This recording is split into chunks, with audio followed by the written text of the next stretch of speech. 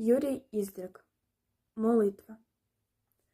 Коли повертається світ спиною, і коли поміж нами відстань і стіни, говори зі мною, говори зі мною, хай навіть слова ці нічого не змінять.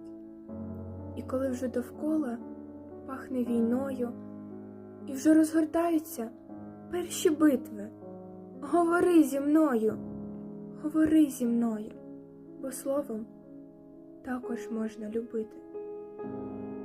Я одне лиш знаю, і одне засвоїв, і прошу тебе, тихо, незграбно, несміло, говори зі мною, говори зі мною, нехай твоє слово станеться тілом.